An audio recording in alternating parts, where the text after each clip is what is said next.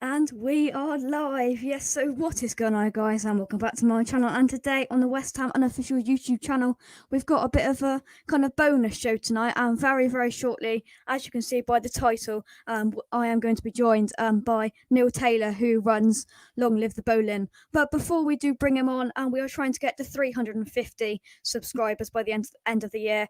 We are currently, if I just change that around, on 332. So that's kind of a subscriber a day to get me to 350 by the end of the year. So if you could help that out and subscribe, that would be fantastic. So Neil, he runs Long Live the Boleyn, and we're going to bring him on now. Neil, how are you? I'm fine, thank you. Yourself? Yeah, I'm good. Good. Danny, good luck, Jake. Thank you very much, Danny. So to start with, Neil, we're going to get straight into it. How did you become a West Ham fan? Well, basically, just where I lived, really. I was 5 minutes from the ground. It's just in a place called New City, and I lived on the 9th floor of a block of flats, and I could see actually into the ground in 1965, 66. I could see into the ground. They had the big set of floodlights, and the people was allowed to smoke in the grounds them days. I couldn't make out anyone's face, but I could see into from my bedroom. I could see where the corner of the old chicken run and the South Bank were, and which was quite ironic because years later I spent many a time standing in the old cage. Didn't spend any time in the chicken run. Didn't really appeal to me. But no, I was I was over there quite a lot, especially in the 6 weeks holiday when the players used to come back from their short break. They used to train in the car park at the front in Green Street where the main gates were. Yeah. They'd move all their cars and they're training there now and again. And we used to go autograph hunting when they used to walk out. And basically, if you around that area, you didn't like what. Nowadays, if people live in certain areas, they don't always support their local club.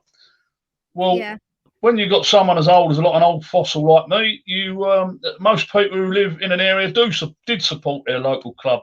So mainly, there wasn't many. There was a couple of Tottenham supporters and whatever, but no, I done that. Some of my family were Tottenham, and I just latched on. In the I think my first game I ever got into, we used to have to bunk in then. They used to open the gates up at half time, and to relieve the pressure because there was quite a few getting over there in the late 60s and 70s. So you couldn't see anything at our age, but we used to run in, watch part of the game, and come out again. So that was it was a long time back. That we're talking 52 years ago now.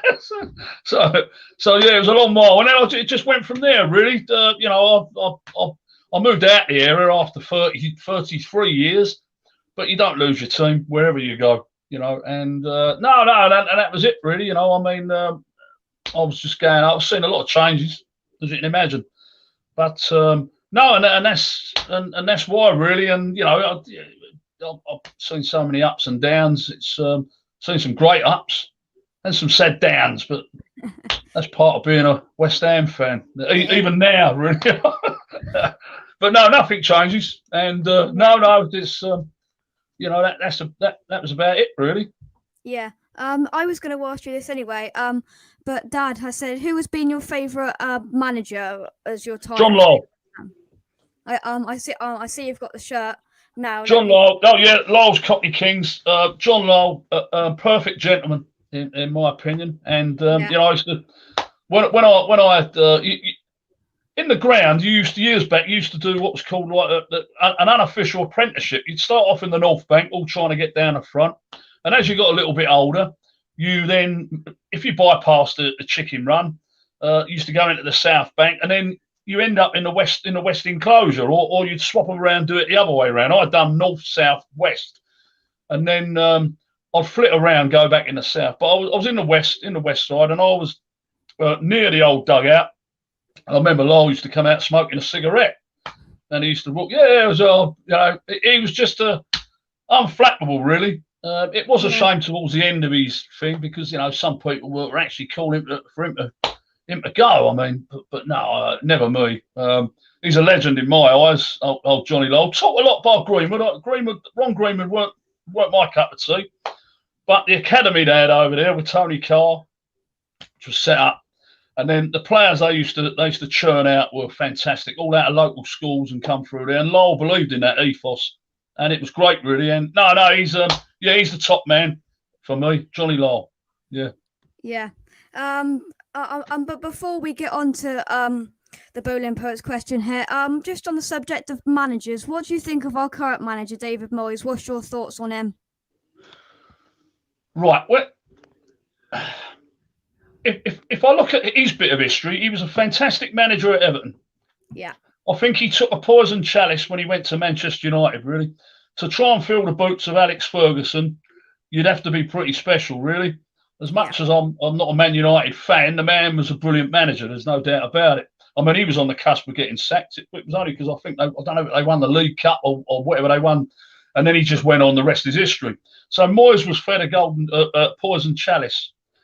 And then he sort of went, I think he went to Sunderland and whatever. He was on an island. When he came, it was said that he was going to come to our place the first time round. And his remit was to keep us in the Premier, which he done. So I was quite disappointed, really. I mean, he kept up his side of the bargain. All of a sudden, the Messiah, he's the Messiah, but we had the Messiah, Pellegrini, come galloping over the hill, and everyone thought, don't need Moyes. We've got this bloke here. He's won this with Man City. Unfortunately, it didn't work for him. Unfortunately for us as well, mainly. And then they go back and bring Moyes back. Now, Moyes, I must admit, I'll give him a lot of stick on the page. When he made a statement when he first come there, and he made two statements. I'll come to one in a minute, but his main one that he made was winning. That's what I'll do. And I was crying because we were losing game after game, and we used to put pictures up of an old picture of you're a bit young to remember this, but it used to be a comic of the Bash Street Kids, and an old picture of David Moyes looked exactly like one of them, and we used to put up there winning. That's what I'll do. But it's come back to bite me now because I put a picture up there the other day. Winning is what I do, and we have been winning. So, but no, to be honest with you, Moyes turned around and said when he first come there, if players aren't prepared to run and work for him, they won't play. And I watched Antonio in an early game, not this season, when Moyes came there, and Antonio wasn't the sharpest runner. He'd muscle around all day on that, but he was basically half walking. Moyes took him off, and you could see Moyes weren't happy with him. And I don't think Moyes had stuck for anyone who weren't prepared to work with the calls. I think the team spirit they got over there. This is to do with the team. I'm not getting involved in the others, but Moyes has built up a great spirit over there, and they got a good team. A blip against Man United, we should have buried them in the first half. We didn't. It's history. It's done. We move on to Leeds. Yeah. But I believe in Moyes. Where's he going to take us? Well, put it this way: I'm not saying I'll be happy. I'll be happy if we won the league. And I'll be happy if we don't go down. But I'm not content with just sitting on 16th or whatever. But Moyes, he's got. I mean, this season the whole league is quite open. Apart from the team that's at the top, I hope they don't stay there, Tottenham. But apart from them, it's quite open. Everyone's beating one another. I suppose half of them don't want the crowds to come back in the ground because when crowds aren't allowed in there, the players express themselves more because there's no one on their back. So no, it's not the jury's out. I've accepted it, and it ain't down to me to give him the green light. But I mean, I've accepted it now, and I think Moyes has got us playing. His substitutions are a bit weird at times. He does leave it a bit late, but the other week he didn't, and it worked. So no, he's all right. Yeah. I do talk a bit much, Jake. So Kent Hammers has said, just coming back to the managers, Mark Robin scored versus Forest. Man U won the cup in 1990, and the rest was history. Well done. John, you've got a young John Motson sitting there as well. A proper stato. That's brilliant. Yep, no, that's exactly what happened. Yeah, they was calling for his head, and look at what they won after that. And I'm not saying Moyes will. I'd love to emulate that, but I'm not saying Moyes is going to do that. But when he was given that Man United job, he was always going to get, he was on a hiding to nothing really. But no, he's the manager for us, and fair play. Yeah. Another question here. Favourite away ground? Oh dear. These are old grounds now. I used to love Manchester City. I've been there twice. I went to Man City in the Kit-Backs. Chelsea, I like the Shed. I went up to, but the favourite one has got to be. I've been up to Roker Park. When I first started going, before I went into the Fire Brigade, I managed to go to, I think it was 40 games. I missed Notts Forest away and Newcastle away. I think. Other than that, I went to every game, and some of the grounds were, Roker Park and that. But I think to go there for the atmosphere when you walk in, which was one of the biggest for ages, and it's still is Old Trafford, really. Yeah. And the best time I ever had up there was when when we won 1-0. 9,000 of us went up there, and Di Canio scored.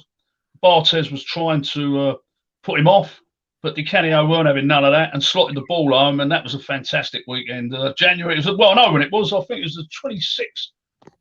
Might have been the 26th, 27th of January, because my birthday was around then, because I went to Dagenham and Charlton in the Cup on a Saturday, and then we went up to Manchester that day. But yeah, fantastic. Yeah, Old Trafford, really. All them old grounds were really good, Middlesbrough and that. But Old Trafford, to walk in there when we was at Upton Park and then go into Old Trafford was good. Yeah. Another one from Ben here. What is your most fondest memory going to an away match? Well, that's what I've just said. Yeah. The Di Canio. Fondest memory. I think to be honest with you, it's when you used to go away. Even now, really, I don't go as much now. But when you used to go away, then there was a good friendship, good crack between the supporters. So most grounds you went to, West Ham. I'm not just saying it. I've got a great support away. You go anywhere. You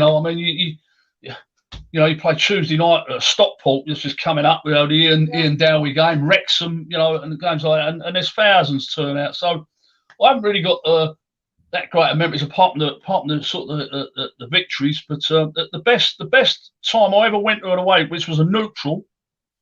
I wasn't neutral. The ground was a neutral ground for us. Was I went to Ellen Road when we had Everton in the semi-final cup replay, and Frank Lampard scored. That was probably one of the best sort of trips, days, and coming back that I can remember, really. But no, I've got loads, but it's to do with friends more than anything. Yeah. Yeah. Just the last one we've got here from the Boleyn Poet. West Ham to win a cup or England to win the World Cup? West Ham win a cup. West Ham win a cup. Well, I've had a debate which I won't go into about cups and leagues, but when it comes down to a cup and there's a choice, it's always, when the World Cup comes around or the European Championships and you get bit by the fever, that's nice. But I'm a club before country man, so yeah, West Ham will win the cup all day. Yeah. Well, hey ho, we've already technically won the World Cup once, haven't we? So yeah, you're right there. Yeah, no, that's a good point. Yeah. So moving on, what's your favourite memory? Obviously, you run Long Live the Boleyn. What's your favourite memory at the bowling ground? At the bowling ground? Oh, dear. Well, it's bittersweet, really. The last game was a fantastic evening. My first game, that was sort of bunking it. I've got it. Without a doubt. Eintracht Frankfurt in the Cup Winners' Cup. It was one of the best nights I've ever had there. I was in the South Bank, and to look, the North Bank was always like mainly the singing, because obviously the South Bank used to have a lot of the away supporters in, and they sort of cut it in half. Yeah. But to look down to the North Bank and see the whole North Bank singing and with scarves and flags out was a sight that I'll never forget. And it was the old ground, really. It was fantastic. But that night was one of probably the best night, day or night. Under the lights is always special over there. But that was the best time I've ever been. And the Eintracht Frankfurt game, it was fantastic from start to finish, the atmosphere was just, you couldn't look away at it. Sometimes over West Ham, you could stand downstairs, have a smoke and a drink, but yeah, it was one of them where everyone was, it was a right. It got you on the edge of your seat stuff, and we were really good that night, So yeah, that game, I tracked Frankfurt. Yeah. Another one here. The FA Cup will always be the best ever club competition. I'd love to win it again. As I wasn't born in 1980. That's a comment. FA Cup. It's great, really, isn't it? The FA Cup is the best competition in the world.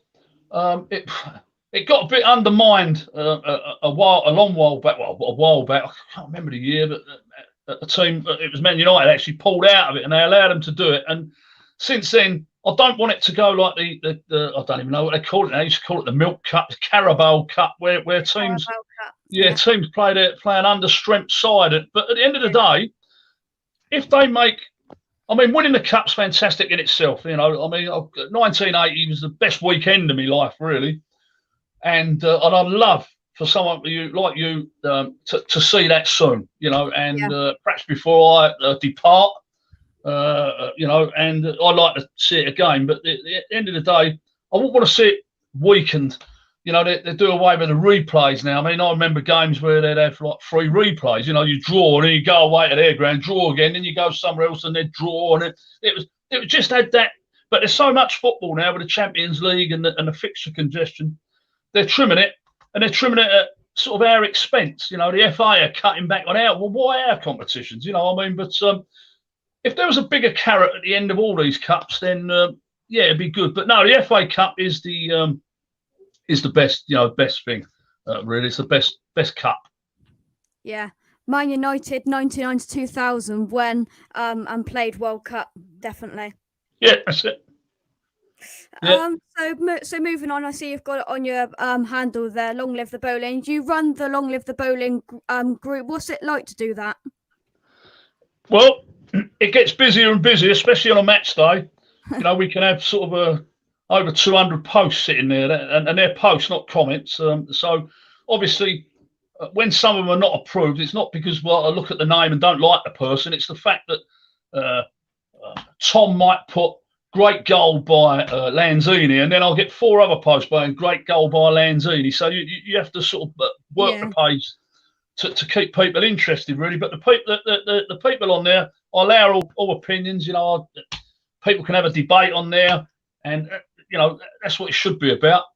And I'll try and keep the old stuff. Like it started off with mainly a lot of the old stuff, but with the merchandise in first, and then it got the old. And then I wanted to put something on match day, and it's just evolved a bit, really. And I like a lot of youngsters to come on there. I think some youngsters might look at it and think themselves, long in the bar, it's all the Boleyn. Well, it isn't really. It's a mix. But it can be time consuming. But I've got some great people on there, 4 or 5. Danny being one, Slaps, Liz. And and then there's loads of Sprags is on there, Vinny, and so there's people on there that sort of keep it ticking over. So really, it sort of runs itself, and the people are quite good. But no, I'm quite happy with it. We've got very, very close to 16,000 on there now. So it's going well, and hopefully it'll just continue. Yeah, well, you do all sorts of stuff on there. I see you've got over like 16,000 members on there. It must be really kind of nice to do that kind of thing, just to have that in a way. Must be a privilege.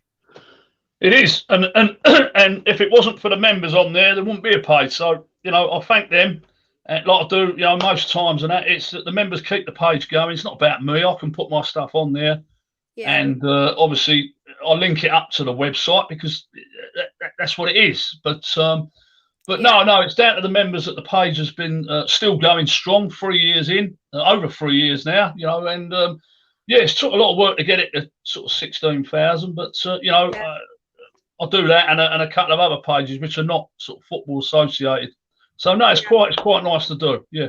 Good. Yeah, just having a look at the website now. Got all sorts of stuff on there, like hoodies and all of that stuff. I'll make sure I put the link in the description. Yeah, that's very kind of you. Yeah, we've got loads of I've got about 25, 26 design different shirts. Yeah, it's just the merch and sort of built up. It started off with a sticker, And then I was doing some a run for charity. It was for a children's charity, and I wanted the shirt to mirror the sticker. And my friend Vernon, who owns the printers, made me the shirt up. And then people asked where the shirt come from, told them, and then it evolved from there. Really started doing them shirts and then other shirts, and Yeah. yeah. So it's gone from there. So that sort of ticks over it. That we come out with an idea. We might have come up with towels, and we stopped doing them.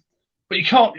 We have to sort of think of ideas and freshen it up. Really, I mean, Yeah. you can't keep churning out the same stuff. So it's very, very, very difficult. But no, it's again, if it wasn't for the people coming on there and buying the stuff, and we donate a lot to different charities, which we've done for 3.5 years. I'll count them up. There's about 7 or 8 concerns that we've put money into, and I'm proud of that. I'm a believer.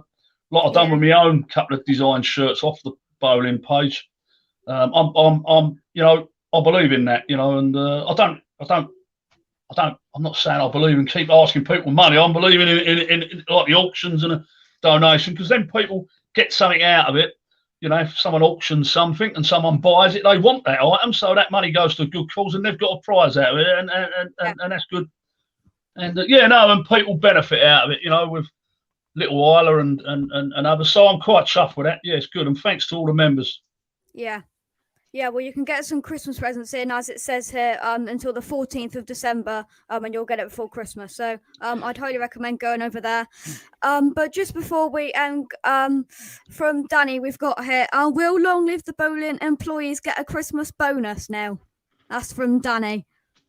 Yeah, it's a good question. I'm in talks with my solicitors at the moment, so the answer's probably no to that one. Yeah. If he's thinking of going on strike, tell him he can have Christmas Day off. As long as he's back in early Boxing Day, it don't really matter, really. Yeah. I'd like to thank Danny, who came on a couple of weeks ago and for putting us in contact. Andy, he has got a message for you. He says that you're a bit slow to the bar when you can go there, and he says that you owe him a pint. No, that's probably true. I remember when he bought me one, and it was 2 6 halfpenny. So I probably do still owe him one, really, because that's the last time he's put his hand in his pocket. But yeah, it seems to be the in joke. But no, yeah, I probably owe loads of people pints. Yeah. So thanks, Neil, for coming on tonight. It's been an absolute pleasure.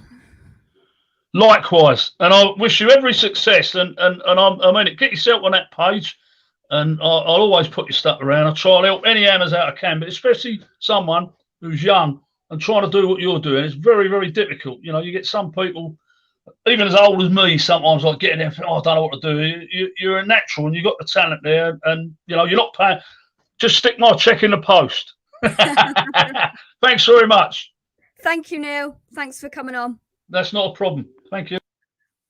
And that's it. Thank you very much for watching on this special edition of West Ham Unofficial, and I will see you very, very soon for a brand new video. Thank you for watching. Subscribe, and I will see you very, very soon.